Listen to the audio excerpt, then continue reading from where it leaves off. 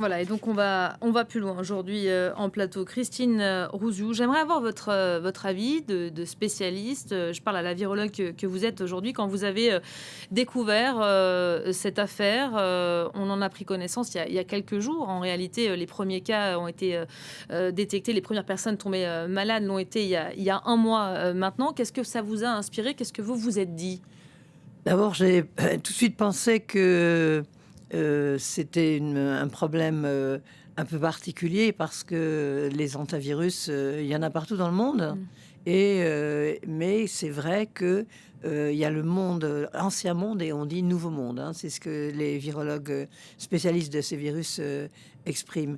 En fait, comme le bateau venait d'Ushuaïa, on se dit, ben oui, ça doit être un des virus du nouveau monde. Et effectivement, progressivement, on a eu plus d'informations. Au début, c'est vrai que c'était très, très parcellaire et que on n'avait pas du tout de données épidémiologiques, puis surtout, on n'avait pas de données virologiques.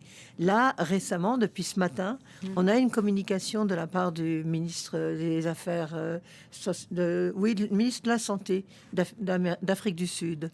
Et effectivement, les laboratoires de virologie en Afrique du Sud sont de bonne qualité. Et là, ils ont fait le séquençage. C'est-à-dire qu'ils ont bien identifié le virus comme un virus du Nouveau Monde, le virus La des souche Andes. andine. On nous La a parlé souche de des souche Andes, andine. andine, voilà. Qu'est-ce que ça suscite en vous, ce Alors là, terme-là? Parce que nous, ça nous dit pas grand-chose, la ouais. souche andine. Alors là, ça a beaucoup, beaucoup modifié les choses, puisque cette souche est clairement plus pathogène que toutes les autres souches que l'on connaît pour les hantavirus. Il y a 38 types, mais il n'y a pas beaucoup de types de hantavirus des Andes. Et les hantavirus des Andes donnent des maladies cardio-pulmonaires graves, avec une grosse mortalité. Mais par contre, ils sont extrêmement rares et ils sont connus, et c'est presque les seuls parmi les hantavirus, connus pour avoir donné lieu à une transmission interhumaine. Alors, la contamination initiale, bien sûr, le réservoir de virus, ce sont des animaux. Et l'homme est un autre intermédiaire, je dirais, accidentel, entre guillemets. Mais c'est vrai que c'est une souche nettement, nettement plus agressive, plus pathogène que les autres hantavirus qu'il y a en Allemagne, aux États-Unis, en France. En Allemagne, il y a eu des cas, 14 cas une année, 200 cas une autre, mais la mortalité des autres hantavirus est bien moindre. La contagiosité, qu'est-ce qu'on en sait aujourd'hui? On nous a dit dans un premier temps, la transmission interhumaine est peu probable. Ça, c'était en début de semaine, l'OMS qui disait ça. Puis le lendemain, cette option-là a été privilégiée. Maintenant, on sait que c'est le cas a priori. On vient d'apprendre notamment que le médecin du navire Exactement. qui avait donc soigné les malades qui sont Exactement. décédés est lui aussi dans un état Grave. assez préoccupant aujourd'hui. Absolument. Et il va être évacué lui aussi. C'est vrai que le fait que le bateau vienne d'Ushuaïa faisait penser que le virus c'était un virus des Andes, mais l'OMS se permettait pas de l'affirmer trop vite. Par contre, moi, virologue, ça m'évoquait tout de suite une transmission interhumaine quand on a appris que le couple, l'homme est mort avant sa femme, qui elle-même aussi est décédée. Donc vraiment une vie en commun, dans une même chambre. Là, on comprend la transmission interhumaine, surtout ce virus qui peut donner des atteintes cardiaques et pulmonaires. À ce moment-là, on peut avoir des transmissions par voie aérienne, le fait de vivre dans la même chambre. Pour ce qui concerne la transmission par les animaux, et c'est là la clé du problème et qu'on n'a pas du tout encore identifié, c'est est-ce que les personnes se sont contaminées avant de monter sur le bateau, À terre, ou sur le ou sur le navire. navire. Évidemment, pour la compagnie, c'est pas la même chose, mais c'est vrai qu'on sait très bien que les bateaux peuvent être amenés à transporter des animaux en chargeant, par exemple, des sacs de farine et autres, d'autant que ce sont des rats, des souris, des musaraignes, des animaux comme ça qui sont à l'origine de ces contaminations.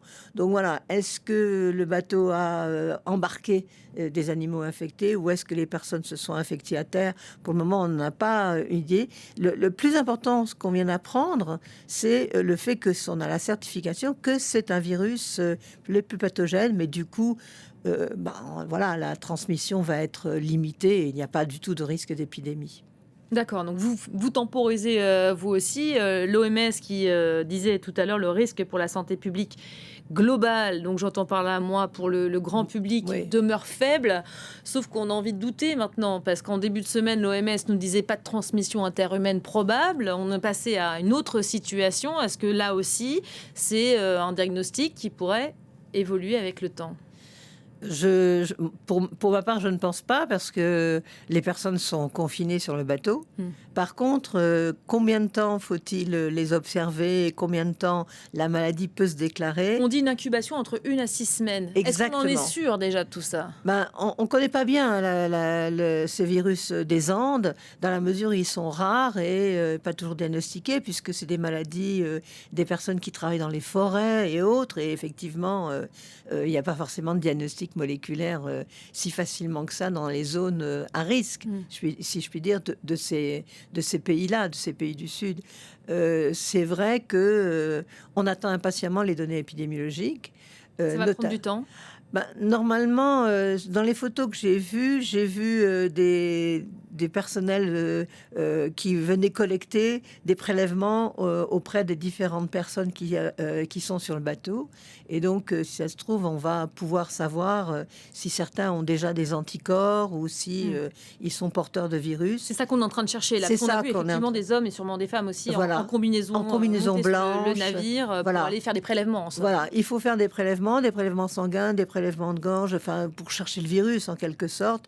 Est-ce qu'ils vont aller chercher le virus jusqu'en des soutes qui contiennent les farines? J'en sais rien. Mmh.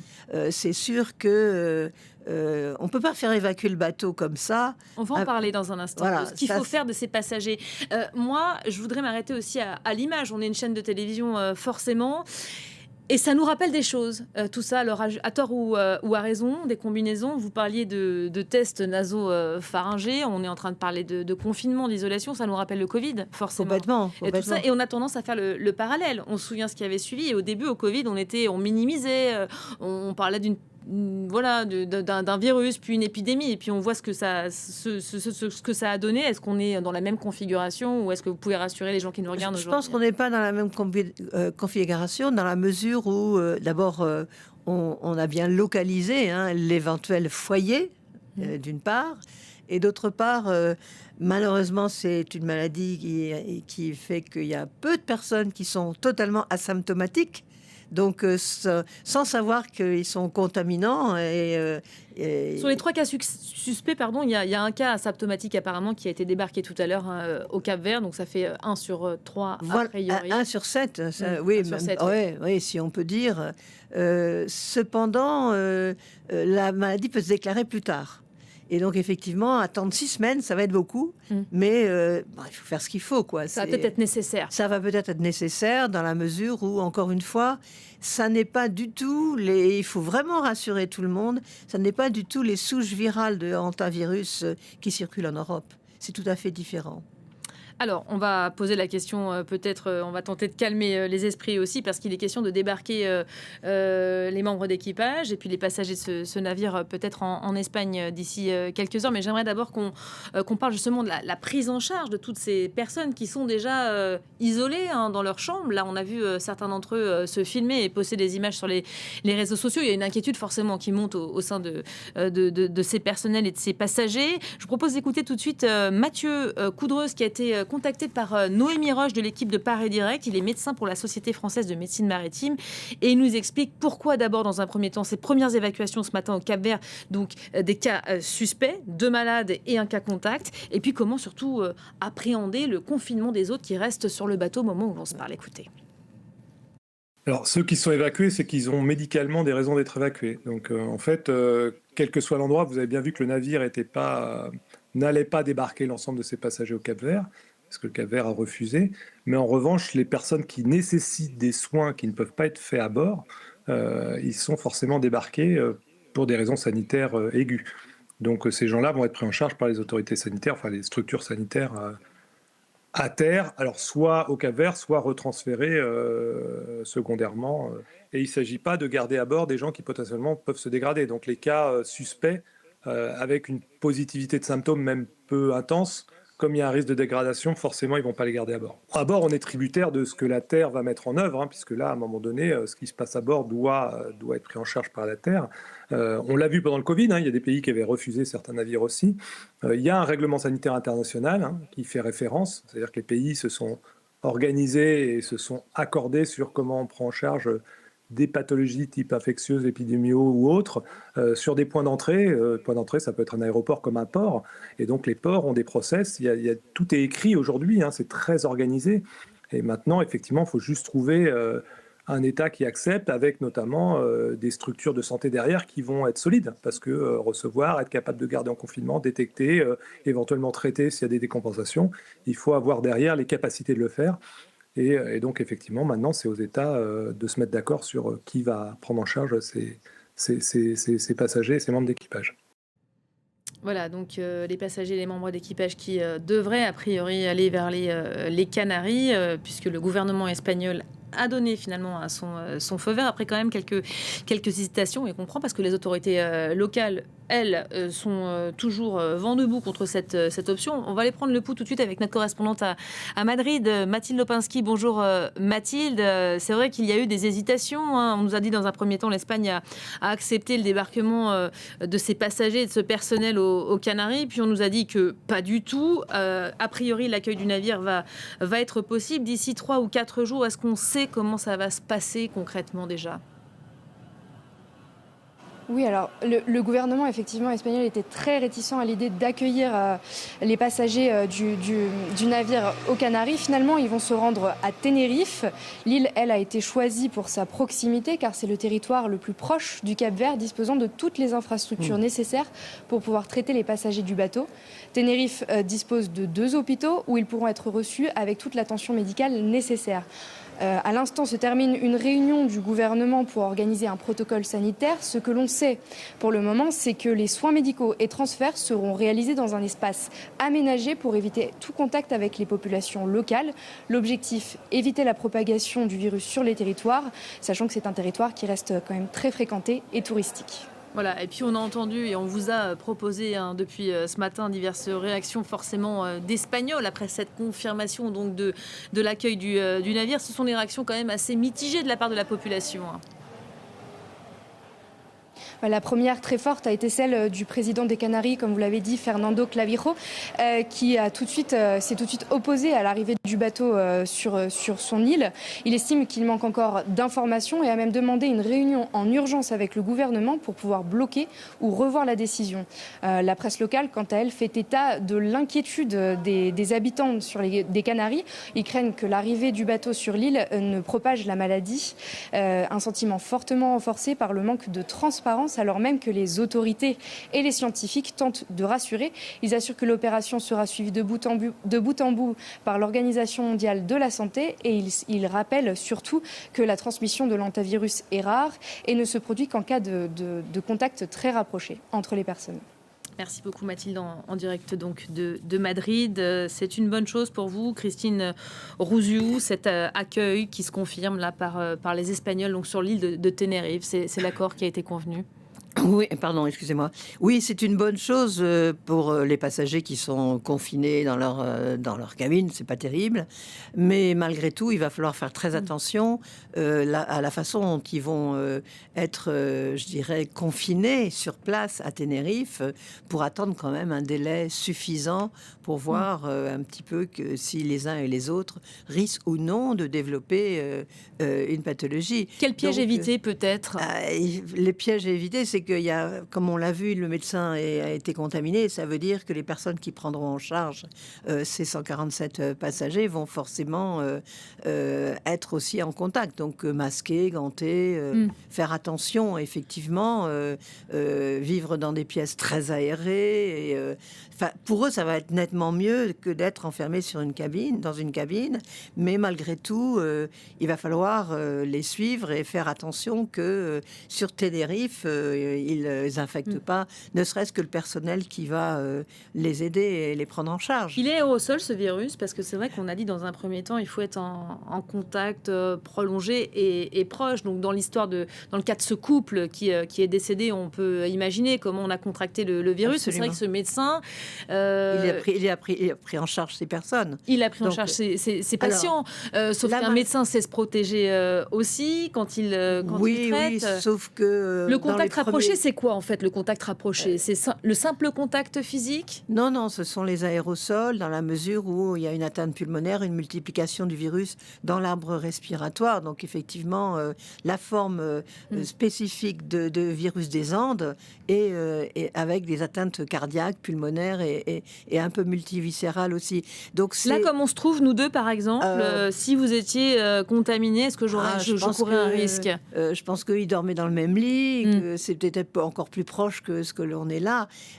Habituellement, ces virus qui sont à l'origine de contamination dans les forêts, c'est les poussières de blé séché, d'herbes séchées qui contiennent éventuellement des virus venant des urines ou des excréments de ces animaux. Donc, on n'en connaît pas tant que ça, mais on sait que les forestiers se contaminent en général avec ces virus portés par les poussières contenues dans les aérosols.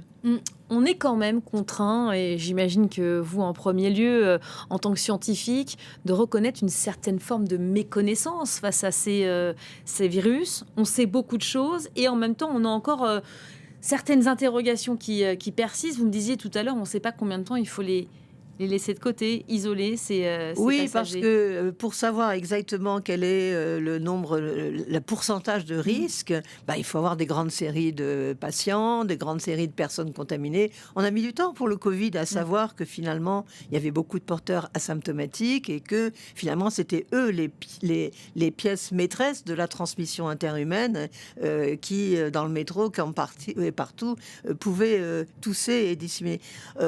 C'est pas parce qu'on tousse un petit peu qu'on est forcément malade. Donc on apprend avec le temps, d'autant que, encore une fois, ce virus est plus rare. Donc ce qu'il faut vraiment comprendre, c'est que tous les autres hantavirus que l'on connaît sont quand même beaucoup moins pathogènes, même si, encore une fois, il y en a en France, il y en a en Europe, il y en a aux États-Unis et dans des pays où c'est à peu près bien suivi. Et nous, on a un CNR des hantavirus, et donc c'est vrai que ils suivent et calculent tous les jours, ils comptent le nombre de personnes contaminées, ils font les diagnostics. Là, sur le bateau, le médecin avait quand même beaucoup de difficultés à faire un diagnostic avec des symptômes finalement pas très parlants et sans aucun outil de diagnostic. Il n'y a pas de biologie moléculaire sur un bateau. Donc les éléments d'information devraient évidemment se démultiplier avec le temps. Ça va se multiplier avec les enquêtes épidémiologiques. C'est vrai que la source de contamination, quel animal, ou est-ce que c'est sur Terre ou est-ce que c'est dans le bateau? Ça, c'est important de le comprendre. À mon avis, c'est important parce que comment on va faire pour désinfecter le bateau? Qu'est-ce qu'on va prendre comme mesure pour... on met de la morora, voilà, tout ça, c'est à peu près connu. Mais il faut quand même se dire que il est possible qu'il y ait un animal infecté sur le bateau. Ça, c'est un point important que vous soulevez. Ce navire, c'est important de le laisser comme ça au large pour le moment, tant qu'on ne sait pas quelle est l'origine. Si, par exemple, il y avait des rongeurs à bord du bateau ou pas, il ne faudra absolument pas qu'ils se déplacent. Oui, pour moi, l'enquête va effectivement explorer forcément qu'est-ce qu'ils ont chargé comme nourriture et comme éléments à Ushuaïa, évidemment. Parce que, on sait de longue date, la médecine maritime sait très bien que le transport peut amener des insectes, des animaux, etc. Bien sûr. Moi, j'ai une question à vous poser encore. Quand on a appris hier que l'OMS recherchait activement les passagers de ce vol, que cette femme, l'épouse d'une des premières victimes, avait emprunté. Elle a quitté le navire avec la dépouille de son mari, puis elle est tombée malade. On l'a mis dans un avion avec a priori d'autres passagers pour aller être soignés dans un hôpital. Est-ce que ça vous paraît pas complètement fou, ça? On ignorait complètement l'ampleur de la chose à ce moment-là? À ce moment-là, on ignorait, y compris le diagnostic du monsieur. On ne savait pas de quoi il était mort. Une personne âgée peut avoir un arrêt cardiaque, une insuffisance pulmonaire. Enfin, il y avait pas de causalité à ce moment-là. Par contre, quand elle est arrivée à Johannesburg, elle est décédée. Elle a eu un malaise à l'aéroport. Donc effectivement, qu'il soit inquiet des contacts qui ont été qu'elle a eu à l'aéroport et après. Et dans l'avion. Dans l'avion et dans la prise en charge, à un moment où on savait pas grand-chose. Ça, c'est sûr que. Voilà, il y a de quoi être un petit peu inquiet. Ça, c'est une source d'inquiétude parce que dans un avion, il y a quand même beaucoup de monde. Ah, puis surtout, ça peut il y a de se la démultiplier. ventilation, Il y a de la ventilation, et bien sûr. sûr. On a appris aussi tout à l'heure qu'il y avait un nouveau malade qui avait été pris en charge à Zurich. A priori, passager du navire qui l'avait quitté au cours de la croisière, comme c'est d'usage. Oui. On peut quitter la croisière en faisant escale dans un pays ou un autre. Là, il y a un homme, on ne nous dit pas depuis combien de temps, qui est tombé malade et qui est pris en charge en ce moment en Suisse. Oui, il y a encore beaucoup de choses qu'on ne sait pas. Moi, je ne sais pas encore les premiers symptômes, à quelle date le médecin qui est malade lui-même les a observés sur le bateau. Tout ça, on ne le sait pas. Je pense que l'histoire n'est pas finie. C'est évident qu'il y a un foyer sur le bateau.